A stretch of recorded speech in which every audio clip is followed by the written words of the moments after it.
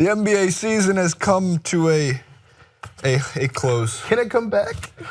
It can. There's going to be some fun stuff in the summer, but NBA Finals Game 5 takeaways. Kevin Durant was automatic, and as automatic as you can be. Now, there is a lot of people, I'm curious what your guys' take is from this. The first thing people say when Kevin Durant starts getting, like when he can't miss.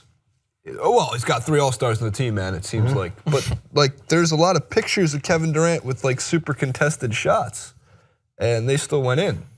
And he still has some tough defenders on him, even though the Cavs defense, look, he made that one. And I think I even titled it as again. I mean, that's just, I'm not sure what Richard Jefferson's doing. He just doesn't want to touch him. That's kind of and that's Richard Jefferson that's again. The same shot. Wait, because everyone was afraid to foul. That's true. He could not miss in the fourth quarter, especially when it mattered most, and it didn't seem like the Warriors were going to lose that game in the second half. But going back to the first half, before we go into the second half, there was a fight, and there was some drama. Fight? Tristan Thompson and David West, after the Warriors were going on what seemed like an endless 55-0 run, it was really around like 18-2 at that point, the run itself. This kind of broke out after Kyrie Irving and David West were fighting for a jump ball. Rebound and a hell ball. West and a technical foul. Now West and Thompson go nose to nose. Officials and teammates trying to break them up. Amazing, because Tristan Thompson didn't check in until 3:09 of the second quarter of the NBA Finals at that point. So, you know, there's a wild rumor going around that what David West was doing was actually cleansing Thompson, and he was taking the Kardashian curse from him. Oh, he like a Death Eater, he was sucking it from his face. That's impressive. Yeah. I mean, I knew this altercation was gonna disappoint me as soon as it happened. So let's just talk about what was doled out. J.R. Smith, David West. Of all people. Yeah, I know, right? Smith, West, and Thompson, Tristan Thompson, all got technicals. Because once there was the grabbed ball, West initiates the whole problem by shoving Kyrie in the face neck area, because of how dare you tie up the ball. I mean, this is only basketball, first of all. Then after that, here comes J.R. Smith shoving. Actually, no, that's after Tristan gets in his face. Okay, so technical on David West, that's automatic. Technical on Tristan for then getting involved in defending his teammate. Fine, whatever. Technical then on J.R. Smith for pushing David West in the back. Okay, fine.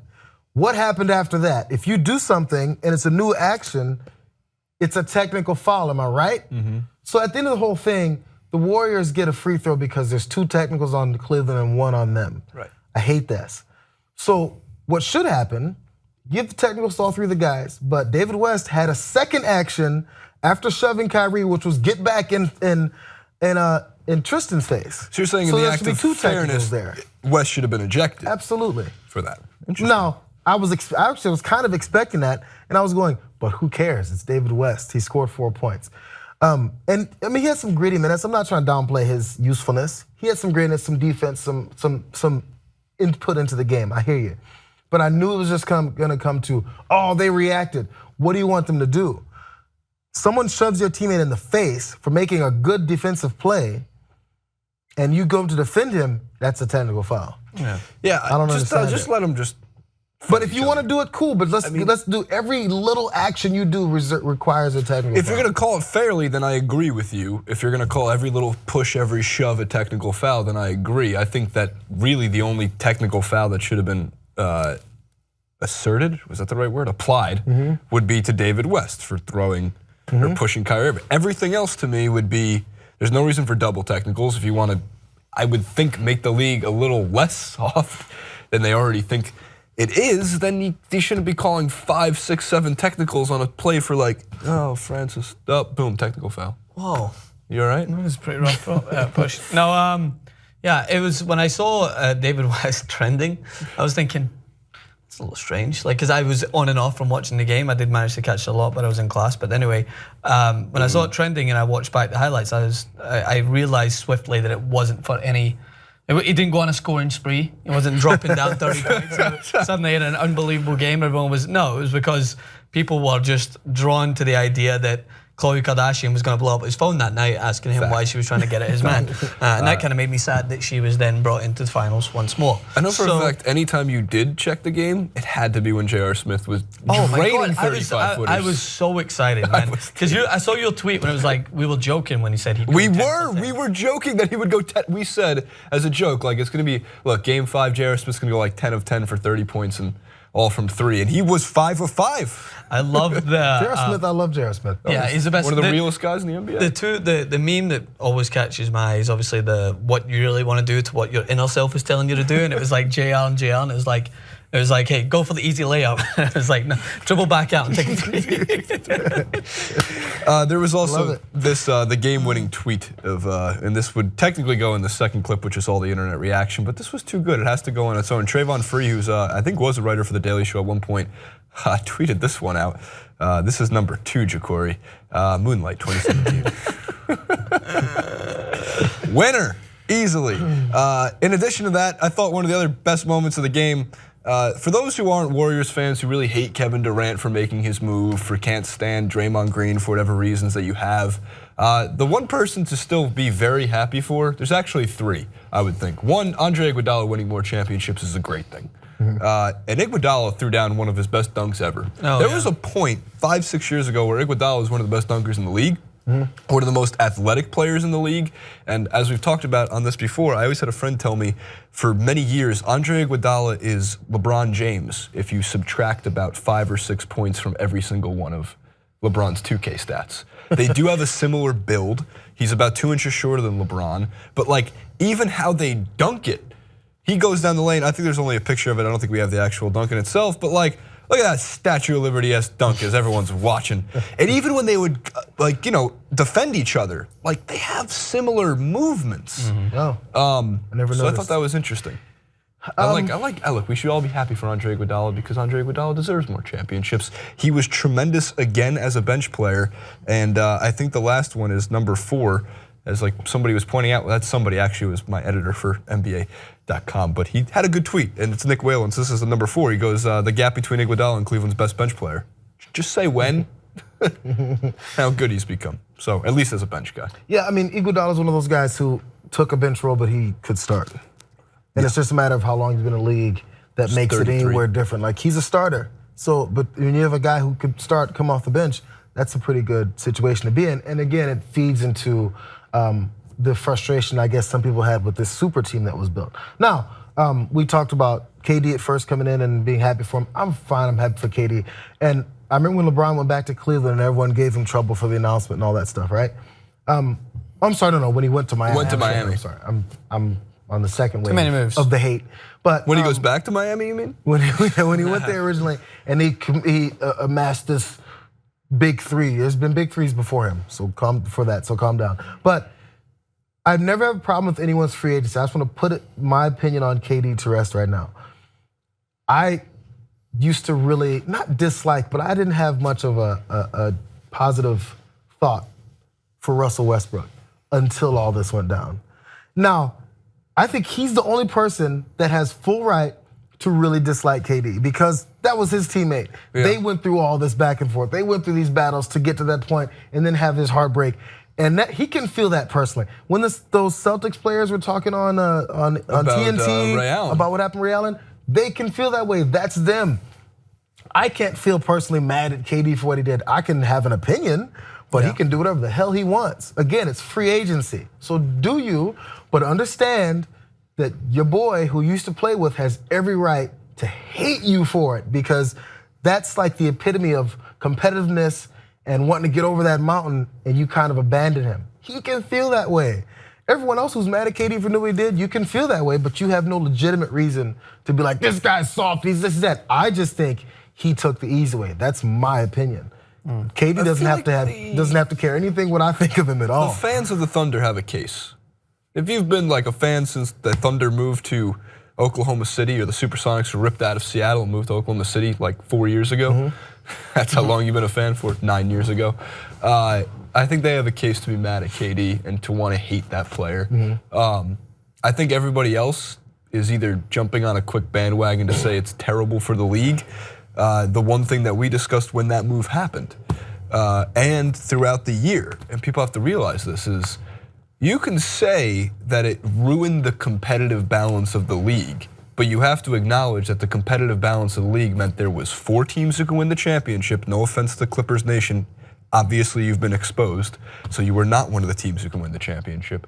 There was 4 teams, the Spurs, the Thunder, the Warriors, and the Cavs. Then there was 3 teams. That's not ruining competitive balance in the league. That just means in general, there's only X amount of top-heavy teams. And what's so interesting too is there was a Sports Illustrated cover in 1995 or 1996 that actually said, could anybody beat the Bulls? Are they too good? It's the same trend we're gonna see for the next 2 or 3 years with the Warriors.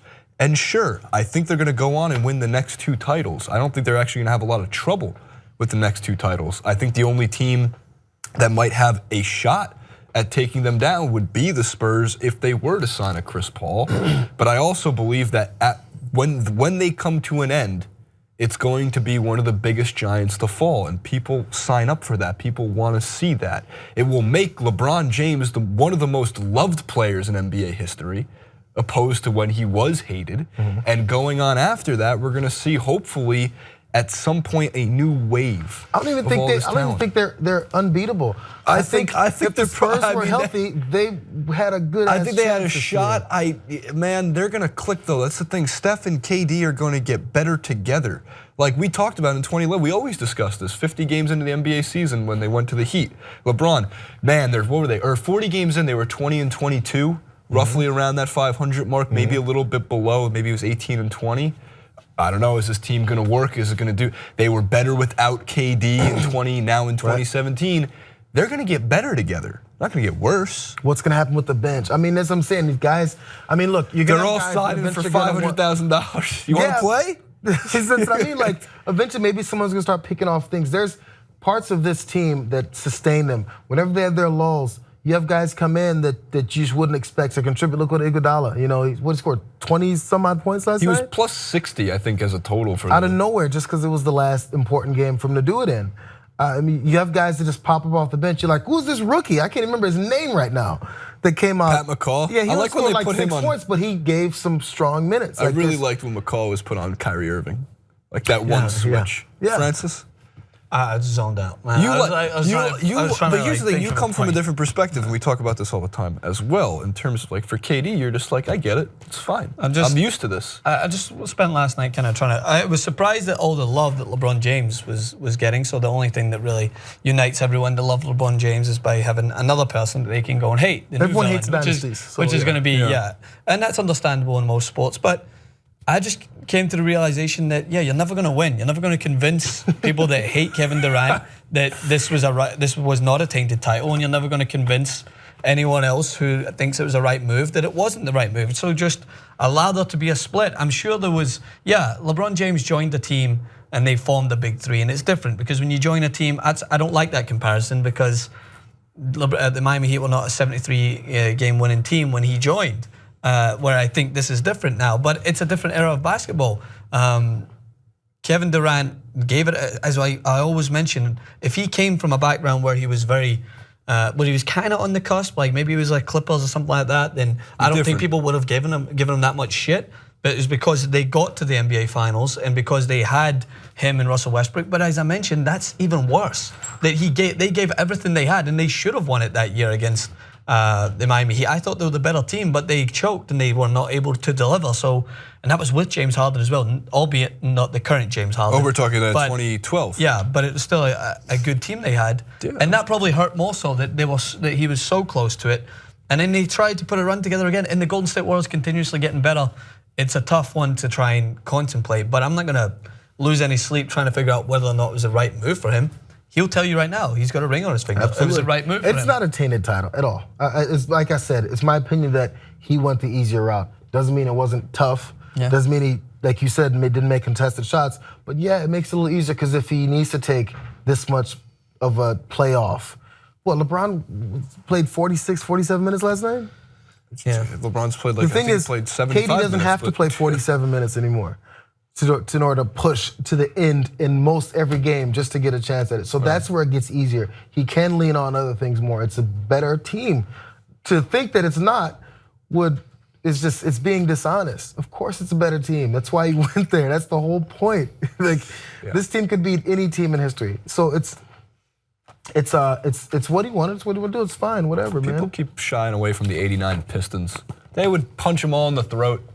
I mean, again, and bully them. As people do say, it's joking, a different era of basketball. Of course. You're not even lying. I mean, look, we KD actually didn't get a call on him when he hit LeBron in the face when he was dunking on him. Yeah. So I actually put that. That was a turning point, I think, in the game. I recorded that because, my God, I'm still blown away by.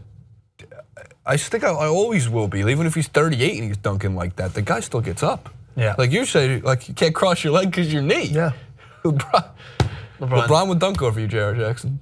No, I'd follow the shit out of him. Comment, he's like, no one dunking on my watch. I would Zaza Pachulia the shit out of that guy. Just undercut him. Comment below, like, favorite, subscribe. All the good stuff. The NBA season is over. We'll be back with some of the best tweets and memes and all the fun stuff from the Warriors winning the 2017 NBA Finals.